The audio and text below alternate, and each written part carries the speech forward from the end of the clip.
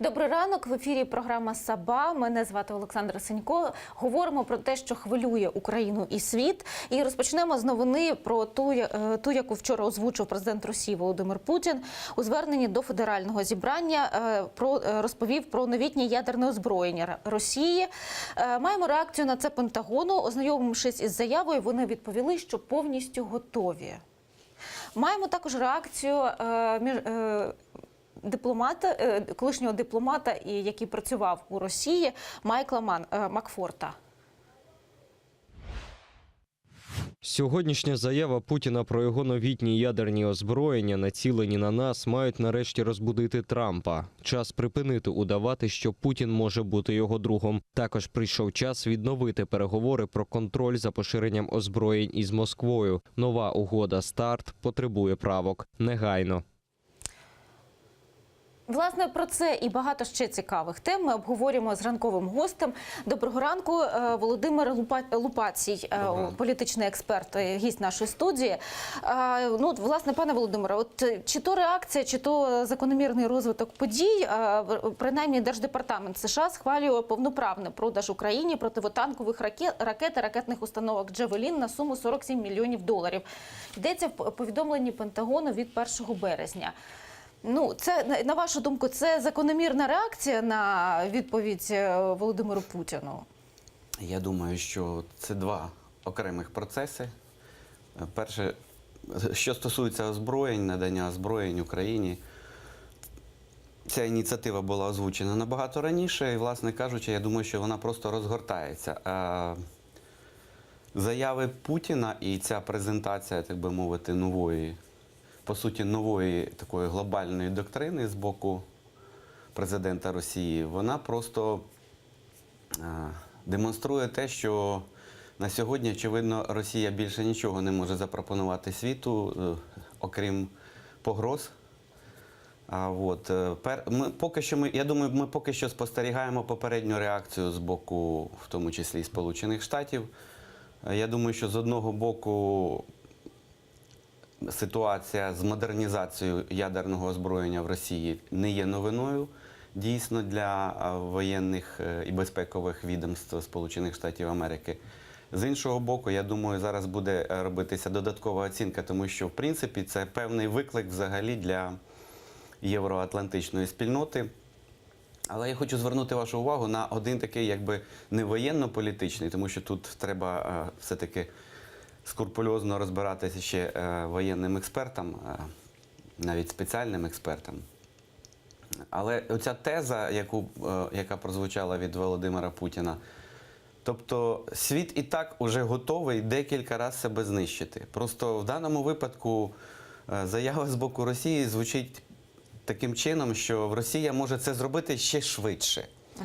Тобто це один порядок денний. Але з іншого боку, безумовно, глобальний порядок денний, він ще стосується того, що стоїть проблема взагалі виживання людства. Тому що ми знаємо дані, які свідчать про те, що на сьогодні, здається, ми за 8 чи 8,5 місяців людство споживає той обсяг природного середовища, яке відтворюється за цілий рік.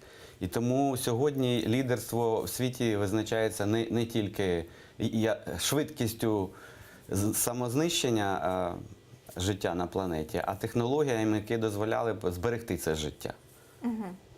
Принаймні, працівники Пентагону, один з керівників, сказав, що вони про це озброєння знають, що воно розробляється, і навіть що воно знаходиться на стадії розробки, і якісь були перші випробування в Арктиці, які закінчилися досить невтішно. Ракета впала, нічого не вибухнуло, нічого такого катастрофічного не сталося. І, в принципі, досить іронізують з цього приводу і американські ЗМІ, і представники Пентагону у Сполучених Штатах. Але не іронізує ватажок бойовиків ОРДЛу Олександр Захарченко, заявив ще, що союз з Росією є головним пріоритетом зовнішньої політики так званої республіки. Проте, як відомо, півроку, десь трошки менше ніж півроку тому, прес-секретар президента Російської Федерації Дмитро Песков заявляв, що Москва не хоче інтегрувати ОРДЛо в Росію. Ну, десь у середині квітня була заява подібна. А от як можна розцінити ці заяви? Це бажання Олександра Захарченка бути приближеним до ядерного озброєння? Чи якось побути у променях такої слави ядерного потенціалу Російської Федерації? По-перше, Захарченко робить такі заяви не перший раз. По-друге, я хочу сказати, що насправді ситуація серйозна, тому що з одного боку люди, які орієнтовані на мирне вирішення ситуації на Донбасі, вони все-таки якісь покладають певні надії на те, що ініціатива пов'язана з запровадженням миротворчої місії ООН на Донбасі. Буде якась певна реакція з боку Росії. До речі, перед цим виступом Путіна якраз прозвучала його теза стосовно того, що вони не проти розміщення місії на всій території. Тобто, в даному випадку... Ну, принаймні, поки що вони активно встановлюють озброєння у Криму. Ну, безумовно. Тобто, з одного боку, я кажу, з одного боку, так чи інакше, ми якусь надію маємо на те, що цей процес може бути вирішений. Хоча, якщо там кількісні якісь робити параметри, то все-таки багато експертів, в тому числі такі авторитетні представники в мінських підгрупах, в тому числі з питань безпеки, вони так дуже стримано оцінюють шанси, що це буде реалізовано. А з іншого боку, ми не можемо виключати, тому що в Росії є декілька планів, ми не можемо виключати, що буде певний процес, наприклад, заморозки, а в тому числі реалізація такого сценарію по варіанту Абхазії і так далі. Тобто це не означає, що там буде прийнятий Донбас до складу, окупована частина Донбасу, чи вона буде прийматись до складу Росії. Є дуже багато інших гібридних, як то кажуть, форм, але це можуть бути, є і такий сценарій, принаймні з боку низки, в тому числі і російських експертів, розглядається такий варіант. Можна звернути увагу на останню доповідь, яка була зроблена центром Карнегі, який базується в Росії. Його загальний лейтмотив такий, що дай нам, Боже, зберегти оцей хиткий баланс і визначити оці лінії, щоб ніхто не заступив, тобто ні російська сторона, ні представники Заходу, навколо того, що зараз є. Тому що інші варіанти можуть бути гірші. І от виступ Володимира Путіна свідчить про те, що там дуже жорстка позиція, умовно кажучи. І ще одне треба звернути увагу. Тобто виступ Путіна свідчить про те, що проблема Донбасу для Росії, проблема Донбасу не існує як окрема проблема. Тобто є глобальний клінч між Росією і Заходом, західними країнами, євроатлантичним світом там, і безпосередньо Сполученими Штатами. Вони розглядають на сьогодні лінію зіткнення чи розмежування, це західні кордони Росії, це лінія розмежування між Росією і НАТО. Не дивлячись на те, що ціла низка країн взагалі-то не входить в НАТО і так далі. Повернемось до внутрішньополітичних українських справ. От вчора 282 депутати проголосували за закон про антикорупційний суд у першому читанні. Президент Петро Порошенко задоволений цим результатом, проте зауважив, що закон потрібно узгоджувати і узгодити весною, і він не дозволить затягувати процес, максимально прискорює всі голосування у другому читанні. Спірні питання, які можуть бути врегульовані щодо цього законопроекту, мають бути врегульовані майже за кілька тижнів. Тобто ніяких дискусій ми, напевно, не побачимо, публічних або якогось затягування, принаймні, процесу. Про це зауважив Андрій Парубій. Не приховуючи...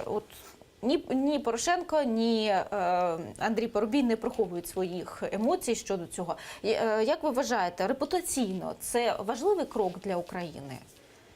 Це перший крок, який демонструє, що українські еліти в особі президента, правлячі мається на увазі еліти, вони після його виступу, де він дав певні зобов'язання і демонстрував таку певну єдність, тобто готовність солідарно працювати президента, Верховну Раду, та уряд. Тобто, з точки зору підтвердження цих слів, це перший крок. Але, безумовно, з боку і депутатів, і експертів є розуміння, що там не все так просто, тому що шлях від першого читання Ну, принаймні, ми до бачили. другого, він дуже довгий. От у кулуарах депутати дуже бурхливо якось коментували це голосування, і дехто задоволений тим, що це прийнято, переважно представники коаліції. Представники опозиційного блоку не задоволені, кажуть, що дуже багато питань, які потрібно ще врегулювати, і потрібно ще раз вчитатись, і щось переписати, якісь окремі позиції щодо чіткості формулювань, досить багато зауважень. Ключове питання, яке там повинно так чи інакше вирішуватись, щоб це був створений повноцінний орган, який мав певну автономію і незалежність і діяв на підставі закону, а не на підставі якоїсь особистої залежності чи політичних уподобань. Тобто це ключове. І це вимога з боку європейських і наших міжнародних партнерів. І, власне кажучи, навколо цього ведуться оці вже кулуарні моменти. Тобто я думаю, що для більшості глядачів вони не вникають в ці деталі, вони хочуть побачити певний результат. Але, знаєте, якщо в підсумку ще сказати, якщо подивитись на це комплексно, тобто мова ж йде не тільки про створення цього суду, а створення низки інституцій. Ну і ключова проблема тут буде виникати так чи інакше, це проблема кадрова.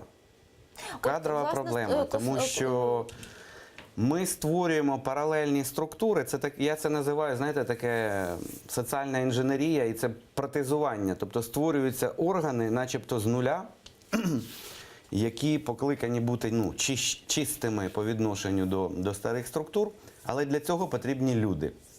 У нас є досвід формування наших патрульних органів. Тобто, насправді виникає питання. Частина людей, очевидно, з нормальними людськими якостями, вони вже були задіяні. Тобто, де ми будемо брати цих чистих кадрів, де вони будуть готуватися, і чи в нас працюють якісь системи, які, власне кажучи, відтворюють цю кадрову складову. Тому ця проблема зараз тотально виникає. Вона виникає і в процесах децентралізації, тому що новостворені об'єднані територіальні громади, вони також потребують людей, які мають професійні навички, пов'язані з проєктним менеджментом і таке інше. От, власне кажучи, в законопроекті прописані надзвичайно високі вимоги до майбутніх суддів Вищого антикорупційного суду. Кандидат на посаду повинен мати 5 років судового стажу або 7 років займатися науковою діяльністю в галузі права чи працювати адвокатом. Тобто значний досвід у юриспруденції. Мати досвід захисту у кримінальних справах. Ще одна обов'язкова вимога ця вимога суттєво звужує коло претендентів. Це значний досвід. От, власне, де брати таку кількість юристів зі значним досвідом. І, по-перше, у роботи у міжнародних судових установах чи міжурядових організаціях у частини боротьби з корупцією. У нас поки що це на стадії формування. От, власне кажучи, і такі вимоги до суддів, до кандидатів у судді у антикорупційній організації і Світовий банк, і МВФ назвали невиправно високими і навіть нереальними. Чи знайде Україна, на вашу думку, таку кількість фахових юристів, фахових працівників, адвокатів, прокурорів, тобто людей, які зможуть якісно працювати у цьому органі? Зрозуміло, що зроблена спроба певним чином це все унормувати і висунути якісь дуже конкретні критерії. Але я думаю, що в реальності, по-перше, це дійсно можуть бути зроблені правки. По-друге, я думаю, що буде робитись певна реінтерпретація уже з боку тієї комісії, яка буде робити відбір. Там друге питання існує ще.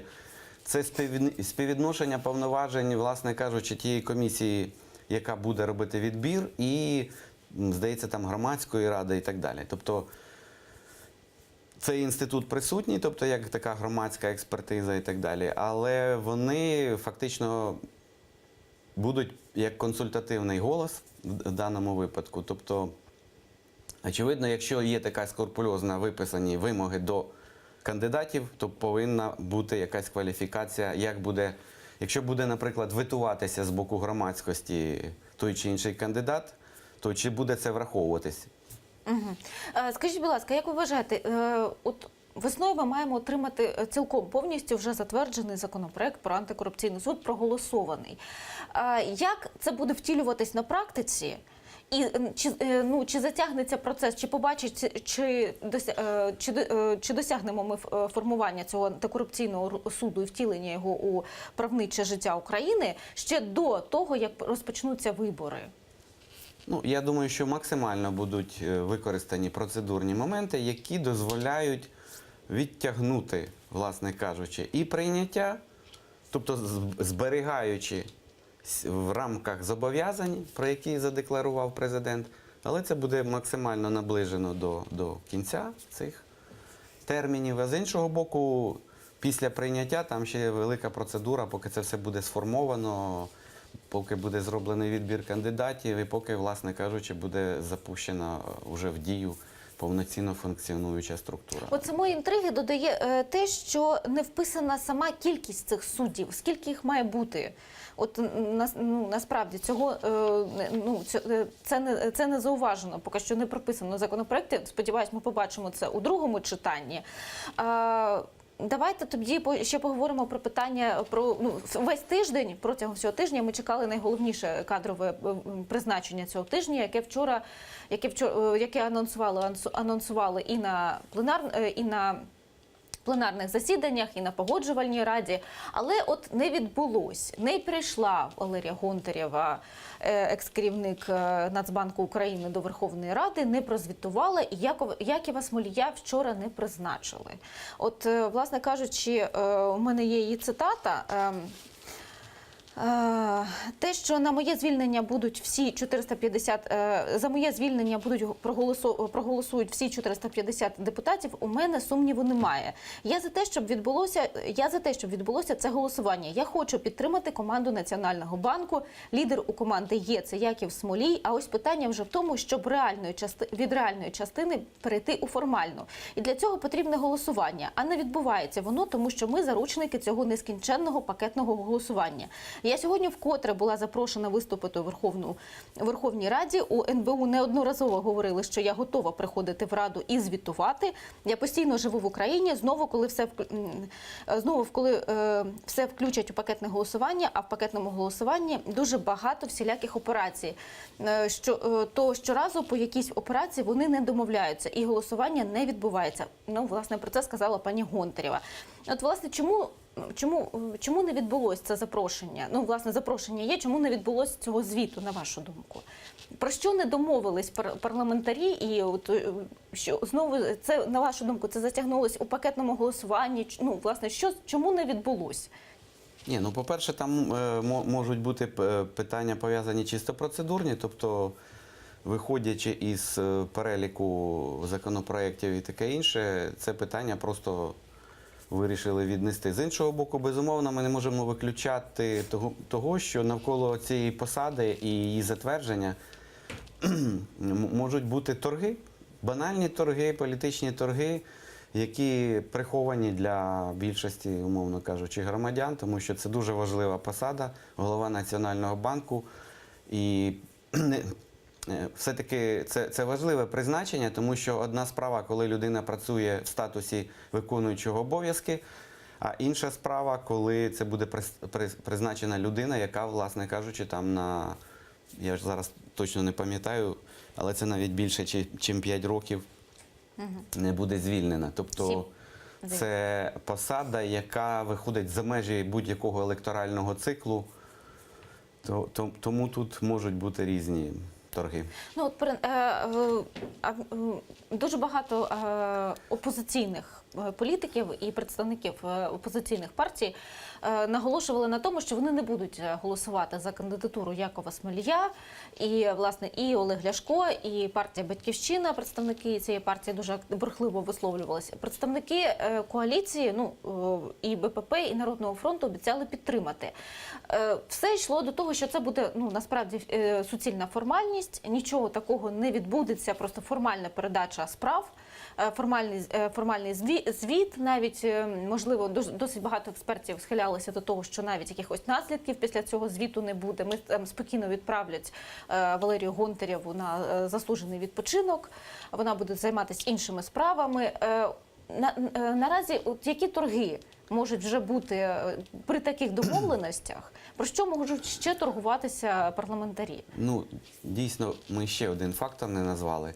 Є такий банальний фактор, можливо, були побоювання того, що просто не буде 226, наприклад, враховуючи те, що низка фракцій, наприклад, виступає проти. І ми зараз бачимо навіть в інформаційному просторі, є низка виступів поважних наших людей, економістів, представників бізнесу, скажімо, на підтримку Смолія. Тобто, очевидно, значить, можуть бути проблеми, чисто кажучи, із кількістю голосів. Тому, якщо немає такої 100% гарантії, очевидно, вирішили трошечки зсунути розгляд цього питання, щоб набрати вже гарантовану 226. А скільки у нас ще таких невизначених, ну, власне, міністерств, і скільки у нас ще таких невизначених посад в Україні, які мають, ну, які повинні працювати, ну, призначених осіб на цих посадах? Ну, кількісно я вам зараз не скажу, але навіть в своєму виступі президент сам наголошував на тому, що буде ціла низка кадрових призначень, тому що є люди, які працюють в статусі виконуючого обов'язків на рівні заступників міністрів і в інших поважних державних установах. Це така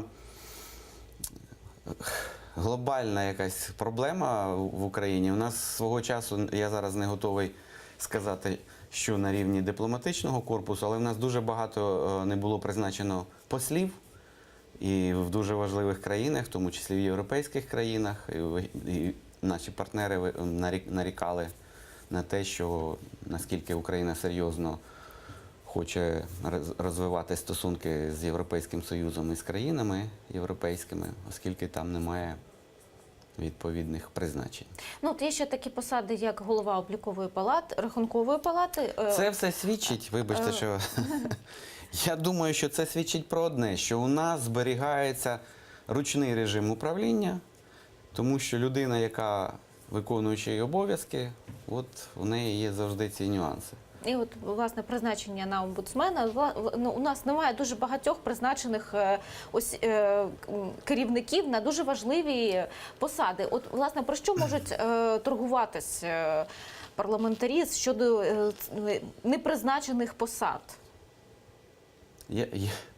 Це кулуарна, я думаю, зараз ситуація. Тут безпосередньо, якщо ми говоримо про голову Нацбанку, то там можуть бути зовсім питання не пов'язані з діяльністю Національного банку, а питання із інших сфер. Тобто... Ну, пане Володимире, дивіться, світова спільнота партнерів України там у вигляді МВФ тисне на український парламент, щоб вони вже прийняли цей багатостраждальний закон про антикорупційний суд. Дотиснули, прийняли. У першому читанні, принаймні, воно є. Тепер потрібно тиснути, тепер ми знову будемо бачити активність світової спільноти, щоб нам призначили голову Нацбанку, потім нам призначили омбудсмена, потім нам призначили ще якогось чиновника. Це має світова спільнота активність проявляти? Чи це має, принаймні, українська громада або якісь суспільні організації, суспільство, ну, тиснути? Ну, так, це ж неможливо так, ну, принаймні, робити якісь реформи, втілювати якісь економічні реформи, вирішувати проблеми з війною, яка у нас є.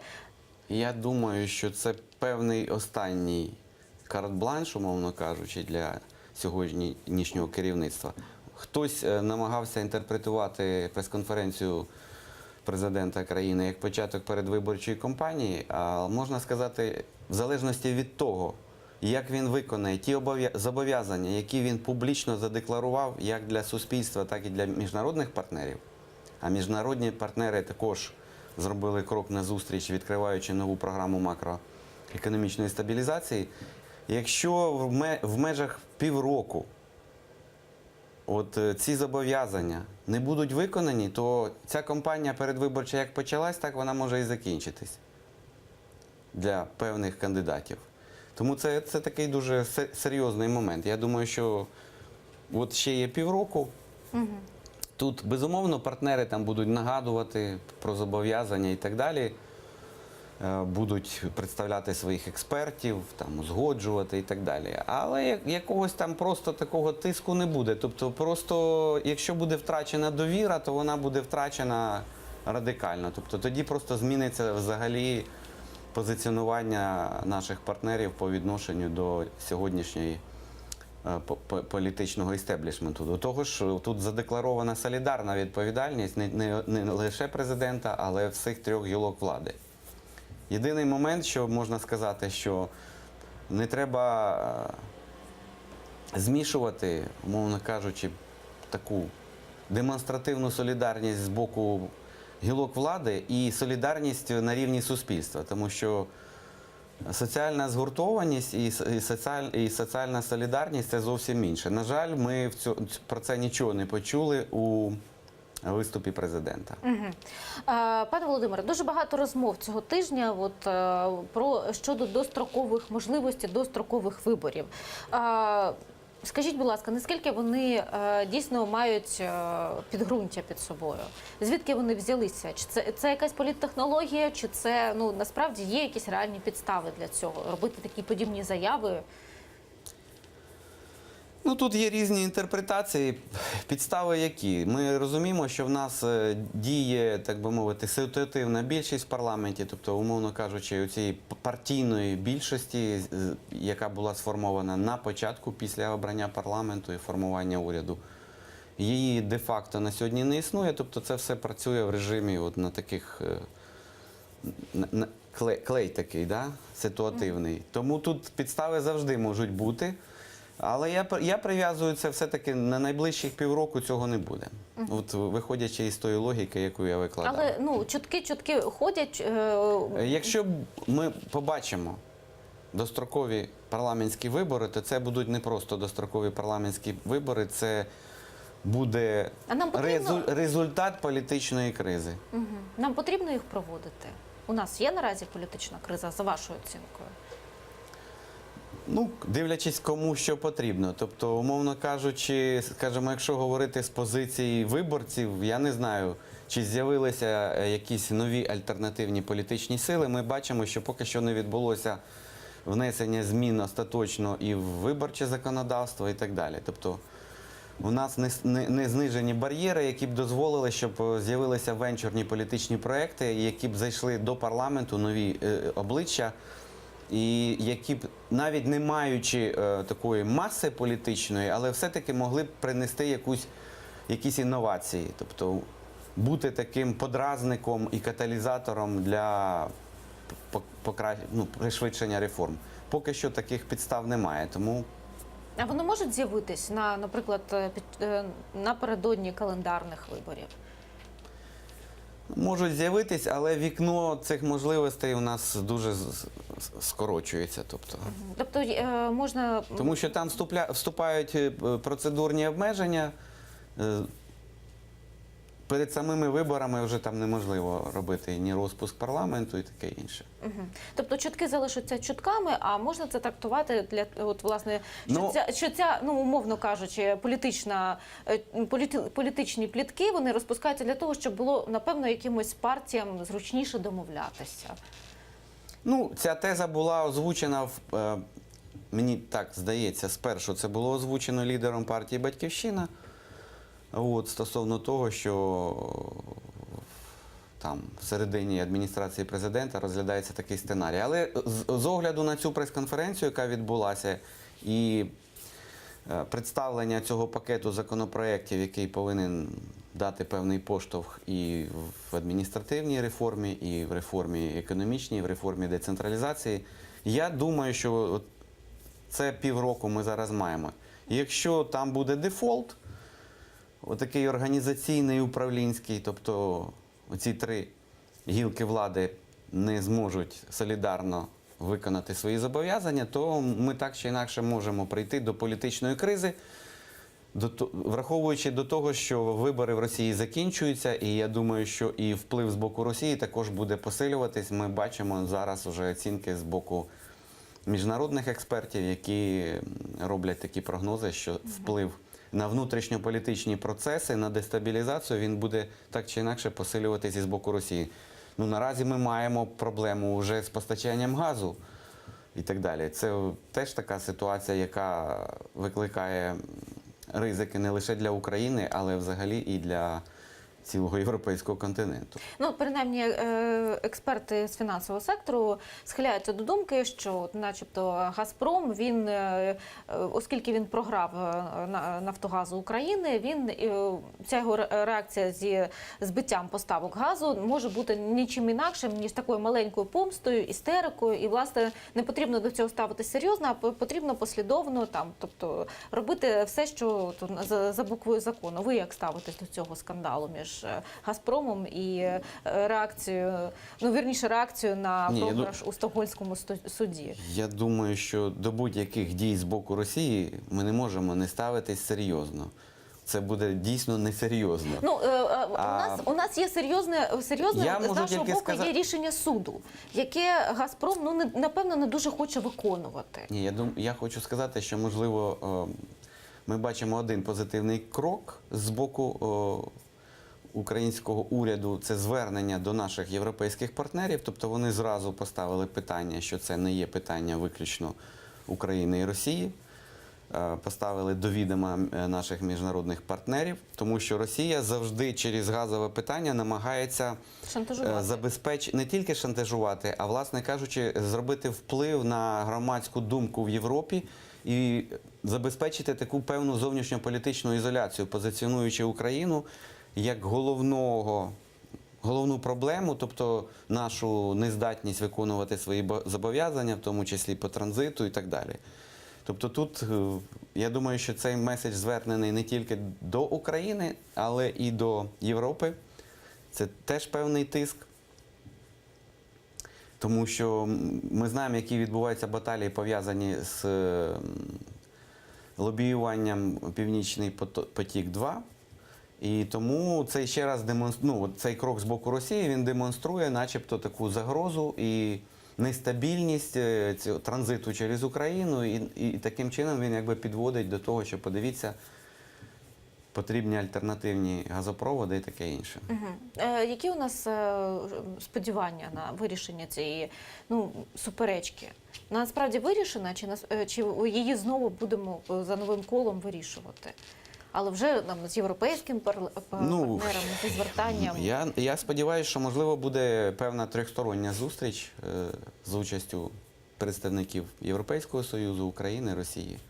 Тобто, за вашу оцінку, Газпром мав робити подібні заяви і, власне кажучи, щодо Нафтогазу України? Ну, я думаю, що це все-таки дійсно такі кроки тиску. Тобто в нормальній комерційній ситуації це питання вирішувалося, якщо там є певні зауваження і так далі. Так було знайдено просто привід для того, щоб зробити такий тиск. Ну, поки Росія всіляко знаходить можливості тиснути на Україну по-різному, Німеччина і Франція запропонували пакети з 10 гуманітарних заходів для Донбасу. Про це повідомила представниця Міністерства закордонних справ Франції Ліза Берне на конференції «Східна Україна». Вона сказала, що Східна Україна – це забута гуманітарна криза після 4 років конфлікту.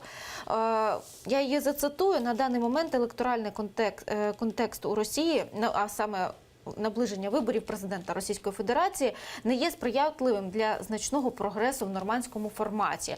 Утім, ми намагаємося досягнути прогресу в низці ключових питань, які можуть мати позитивний вплив.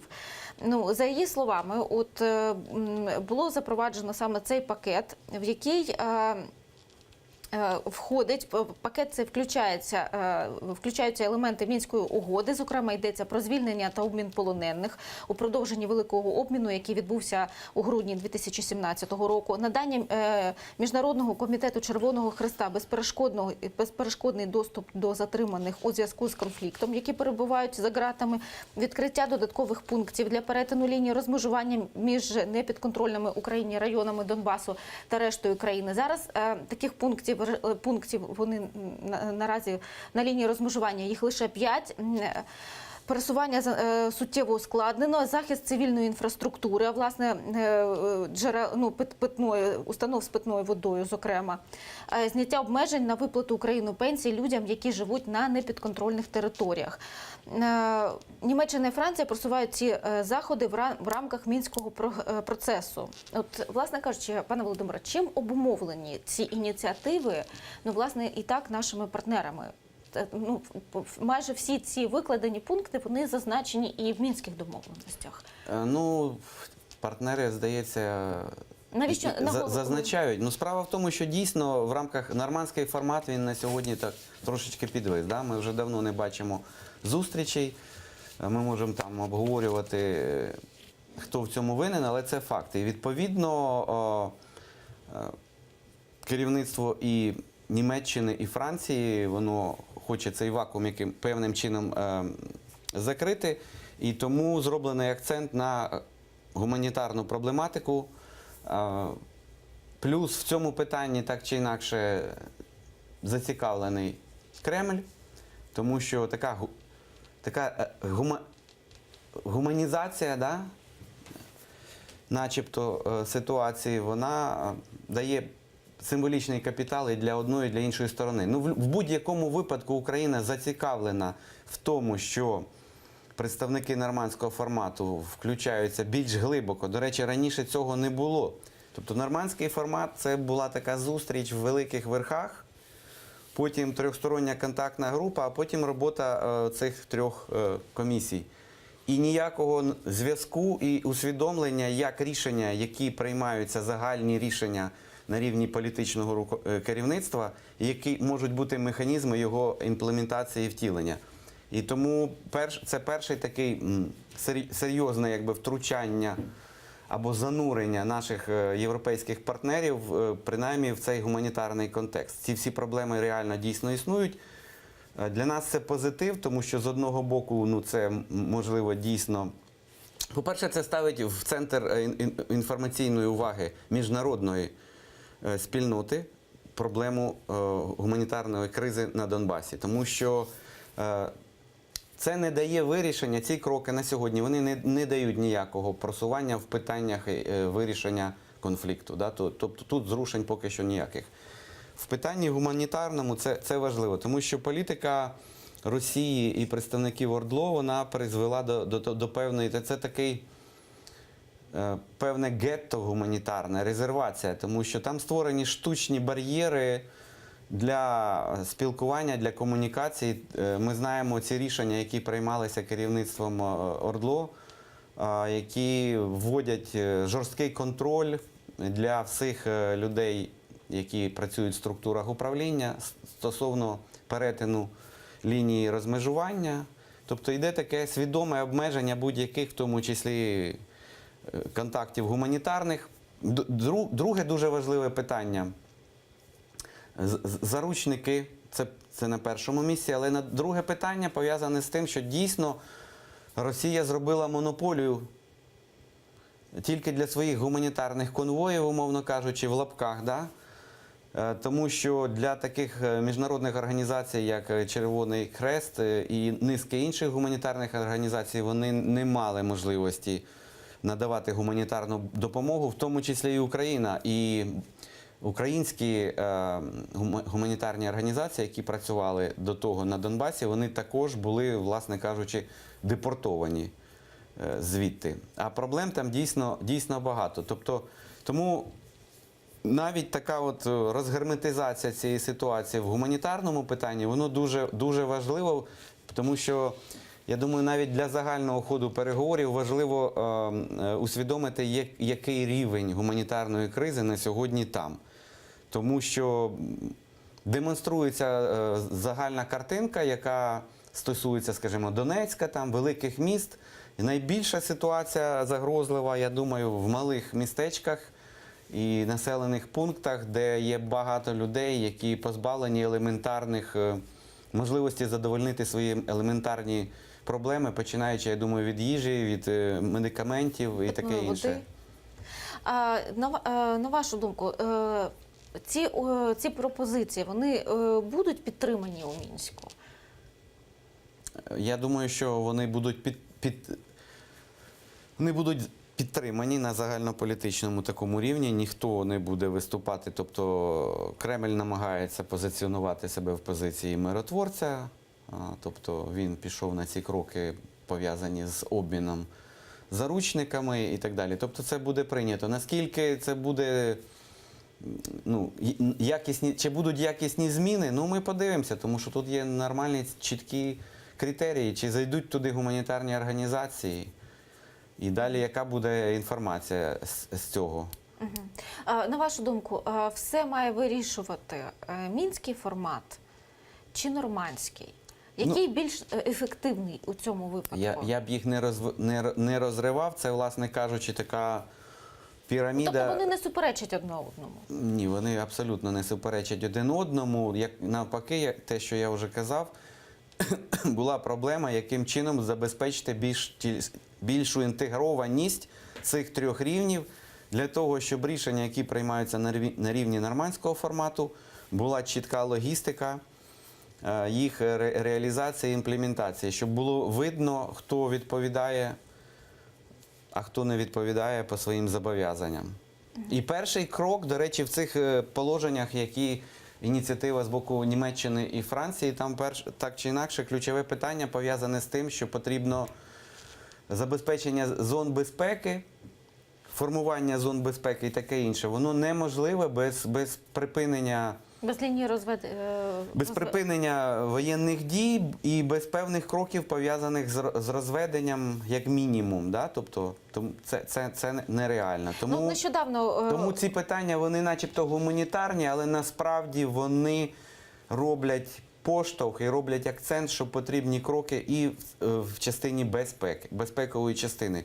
Тому що всі ці очікування стосовно міжнародної місії ООН, розумієте, в будь-якому випадку, навіть при позитивному якомусь варіанті, це час. А дуже важливо, щоб щось робилося зараз. І це питання якраз у нас не в центрі. Тобто нам потрібен план, що можуть зробити сторони, якщо є добра воля, до того, поки буде якесь вирішення більш фундаментальне. І це питання пов'язане з елементарними речами, пов'язаними з безпекою, з перемир'ям, яке чекають як люди на окупованих територіях, так і з боку України.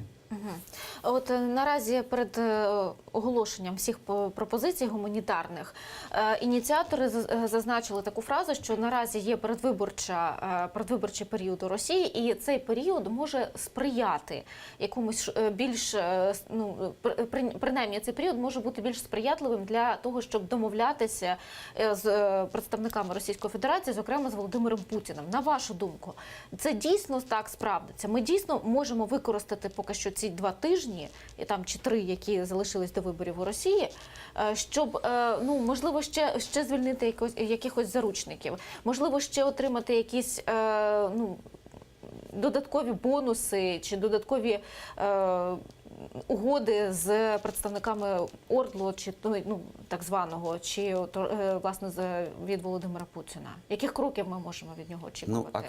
Акцент на питаннях, пов'язаних з гуманітарними питаннями і з обміном заручниками, цей процес запущений раніше. Ми це чули під час прес-конференції президента. Тобто цей процес так чи інакше є певні домовленості і, безумовно, там теж відбуваються певні торги.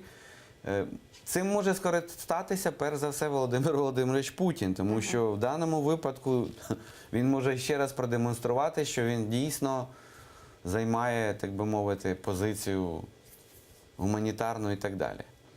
Але тут не буде зрушень в питанні фундаментальних якихось рішень по урегулюванню збройного конфлікту на Донбасі. Навпаки, міжнародні експерти, вони якраз відмічають, що тільки після виборів, хоча це теж питання відкрите. Тому що після виборів ми можемо отримати як і готовність до переговорів з боку Росії, так і більш жорсткі кроки з боку Росії. Принаймні, дуже багато розмов точиться про те, що Володимир Путін має приїхати на вибори у анексованим анексований Крим. Завтра трагічна річниця зникнення кримського татарина Решата Аметова, який вийшов 4 роки тому на одиночний пікет у місті Сімферополі. Він був викрадений, є відеодокази того, що його так звані зелені чоловічки саджають у фургон і вивозять у невідомому напрямку. Його не змогли знайти 2 тижні. За 2 тижні його тіло було знайдене покаліченим зі слідами значних тортур. От, власне, напевно, миротворча місія – це один з наслідків того, якою може бути російська миротворча місія з врятування російськомовного населення. Ось приблизно такими прикладами на геноциді і знищенні кримсько-татарської спільноти. Принаймні, це ми спостерігаємо і ми пам'ятаємо про Решата Аметова. Володимир Лупацій був гостем, політичний експерт був гостем цієї студії. Дякую за ваші коментарі. Приходьте ще. Ми продовжуємо далі новини з Христиною Стець.